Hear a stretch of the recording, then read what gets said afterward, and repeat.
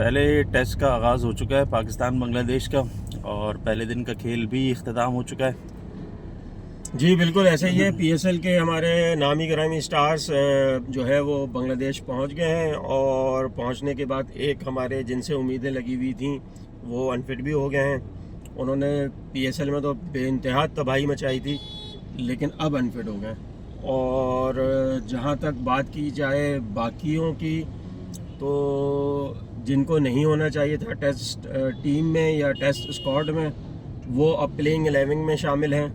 मिसाल के तौर पे समझ से बाहर है कि कौन सी पर्ची है, कौन सा टैलेंट है हसन अली में, जो सालों से चले आ रहे हैं। 100 रन भी बने थे इनके ओवर में एक दफ़ा।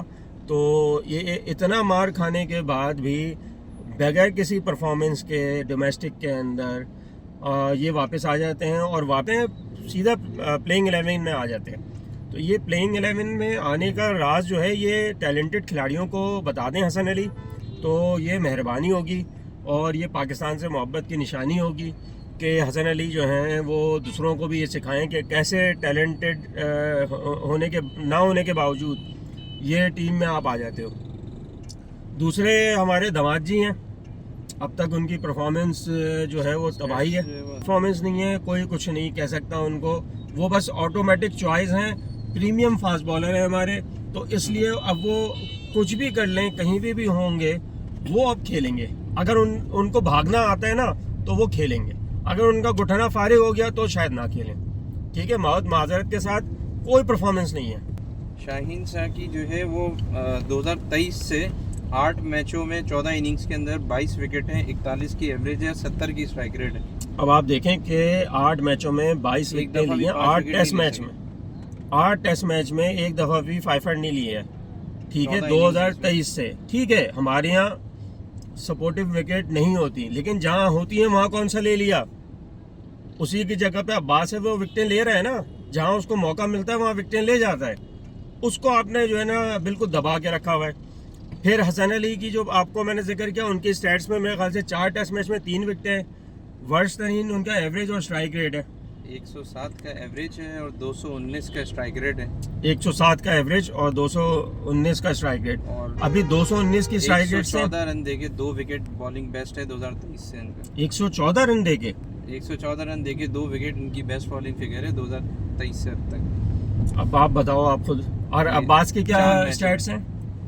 अब्बास की जो है वो 2 मैच 4 इनिंग्स और 10 विकेटें और 24 की एवरेज है। अब 23 का स्ट्राइक रेट है। अब 2023 से 6 for 54 बेस्ट है इसका। 2023 से अब 2 तक मैच खेला वो, उसमें इनको 2 मैच मिले, लेकिन शहीदों को इतने सारे मैच मिल गए। भाई क्या चाह रहे हो, क्रिकेट के साथ क्यों मजाक कर रहे हो? ठीक है, इनको पीएसएल खिला ले तो अच्छी बात है। अब टेस्ट मैच और वनडे और T20 तो देख के खिलाओ ना भाई, मेरिट पे खिलाओ। ये क्यों कर रहे हैं हम? अब 300 का पहाड़ बन चुका है और सिर्फ 4 विकेटें गिरी हैं। हो सकता है कल निपटा दें और जिनके बारे में हमने बोला है वो विकेटें भी ले जाएं, लेकिन ये अनहोनी जो है वो 8-9 मैचों के बाद होगी, अगर हो भी गई तो। और साजिद अली को आपने बाहर बिठा दिया है। भाई आपके फास्ट बॉलर वैसे ही कोई नहीं बॉल कराते, उनसे तो अल्लाह ना करे, मुझे लग रहा है ये गर्मी खा के तो वैसे अनफिट हो जाएंगे। और दूसरी चीज़, खुर्रम शहजाद, उसने क्या कसूर किया भाई? वो तो बहुत ज़बरदस्त उसका डेब्यू हुआ था, उसने जान मारी थी और डोमेस्टिक में टॉप परफॉर्मर था। उसको किस लिए बाहर किया हुआ है? या तो ये है कि भाई वो फिट नहीं है तो उनको सेलेक्ट ही ना किया जाए। भाई सेलेक्ट क्यों कर रहे हैं? कोई और डोमेस्टिक से आप देख लें भाई। डोमेस्टिक में मैं आपको हाईलाइट कर दूं, इंजर्ड है तो, अगर डोमेस्टिक इंजर्ड नहीं है तो कोई बाहर बैठना बनता ही नहीं है, और बनता ही नहीं है ना। इंजर्ड है तो स्क्वाड में होना नहीं बनता। अब मोहम्मद उमर वो फास्ट बॉलर है जिसने अभी नहीं पिछले साल से डोमेस्टिक में अच्छी परफॉर्मेंस दी हुई है, नहीं है तो उसको खिला लो। मीर हमजा को तो खैर आपने खाते में रखना ही नहीं है, लेकिन चलो बाकी जो हैं उनको तो खिला लो जो टैलेंटेड हैं। फास्ट बॉलर तो वैसे हमारे पास नहीं है, ये ईमानदारी की टेस्ट फास्ट बॉलर्स हमारे पास नहीं है। मैं ना हसन अली को टेस्ट फास्ट बॉलर्स मानता हूँ, ठीक है, वो तो पता नहीं तुक्के में खेले ही जा रहे हैं। आपके पास सिर्फ अब्बास है जो टेस्ट की स्किल्स भी रखता है, पेशेंस भी रखता है, फिटनेस भी रखता है, ठीक है। उसके अलावा आपके पास टेस्ट फास्ट बॉलर नहीं है। बैट्समैन जो है ना हमारे, अब उनका भी इम्तिहान है। जब टारगेट ऊपर चढ़ा हुआ होता है ना, मतलब 400 तो बनता ही बनता नज़र आ रहा है, ठीक है। तो बैट्समैन के लिए जो भी कहे ना आप टफ हो जाती है। और हमारे पास मिडिल ऑर्डर में तो बैट्समैन हैं अच्छे, शान मसूद और सऊद शकील। इसके अलावा कोई उम्मीद नहीं है बाकियों से, ठीक है। सलमान अली आगा की परफॉर्मेंस भी टेस्ट मैच में बेहतर रही है। शान मसूद की भी कंसिस्टेंसी वो है नहीं उस तरह से। वो एक किसी इनिंग में खेल जाते हैं, किसी में नहीं देखो भाई, कुछ innings में देखो अच्छा भाई, भी बेहतर खेला है। देखो भाई, आप टेस्ट क्रिकेट को कितना पैसा दे रहे हो, ये पता है आपको? टेस्ट क्रिकेट तो बनेगी कैसे जब आप टेस्ट क्रिकेटर को पैसे ही नहीं दे रहे।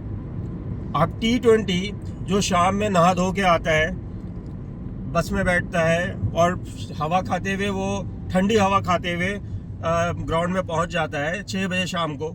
उसको 7 बजे मैच खेलना होता है। वो 7 बजे मैच खेलने के बाद 10 बजे 11 बजे मैच निमट जाता है। ठंडी ठंडी हवा में वो घर पहुंच जाता है। फिर अगले दिन सुबह ऐसे ही होती है। तो भाई T20 वालों को करोड़ों रुपए, 12 करोड़ रुपए दे देते हो आप। टेस्ट मैच खेलने वालों को क्या देते हो आप? सी कैटेगरी। आपके प्रीमियम टेस्ट क्रिकेटर जो वाकईतन प्रीमियम है, उनको आपने सी कैटेगरी में रखा हुआ है। तो टेस्ट क्रिकेट कहाँ से आपकी अच्छी होगी? ये तो जो खेल रहे हैं ना, वैसा लग रहा है नीले पीले वाले स्कूल के बच्चे जो है ना, वो ओ लेवल्स वालों से मुकाबला कर रहे हैं। तो बहुत बेहतर है भाई हमारी टेस्ट क्रिकेट, जितना हम उनको दे रहे हैं। टेस्ट क्रिकेट को ध्यान तो दो, टेस्ट क्रिकेट को वो तो ख्याल तो करो उसका। बहरहाल लंबा हो जाएगी। डे 1 था, डे 1 तो बहुत बुरा गया हमारा, और कैच भी ड्रॉप हुए हैं जो ख़बर है मुझे। और 2 लोगों ने डेब्यू किया है, अजनान अवैस और अब्दुल्ला फ़ज़ल। अब्दुल्ला फ़ज़ल का डेब्यू बहुत अचानक हुआ है, क्योंकि अब्दुल्ला फ़ज़ल से ज़्यादा अच्छे परफॉर्मर मौजूद हैं, इसलिए ज़्यादती मैं इसलिए नहीं कहूँगा कि चलो जिसको भी चांस मिला, लेकिन जो और टॉप परफॉर्मर थे, जो और सालों से मेहनत कर रहे थे, उनको क्यों नहीं चांस मिला? ऐसा क्या हुआ कि अब्दुल्ला फ़ज़ल को बिल्कुल फ़ौरन ही आपने हर जगह एक डोमेस्टिक सीज़न के बाद खिला दिया? हालांकि काइज़न ट्रॉफ़ी भी उन्होंने मुकम्मल नहीं खेली है। जिन्होंने मुकम्मल खेली और जिन्होंने परफॉर्म किया वो बाहर हैं। खैर, अजनान अवैस 2 साल से परफॉर्म करके आ रहे हैं, उनका सिलेक्शन बिल्कुल सही हुआ है। वो परफॉर्म ना करें तब भी उनको खिलाना चाहिए, ठीक है। और एक जितना आपने साइम अयूब को मौका दिया है ना, उतना ही अजनान अवैस को मौका देना चाहिए टेस्ट क्रिकेट में। इसी तरह साद बेग वगैरह के साथ ज़्यादती हो रही है, और उनकी जगह पे वो जो एक आपने सो कॉल्ड विकेट कीपर लिया है, जिनकी सरफराज भी बड़ी तारीफ़ें कर रहे हैं, पुल बांध रहे हैं, वो भी सही है। नौकरी करनी है सबको, बेहतरीन है, नौकरी करते रहे। इंशाल्लाह पाकिस्तान जो है ना इसी तरह तरक्की करेगा। अल्लाह हाफ़िज़।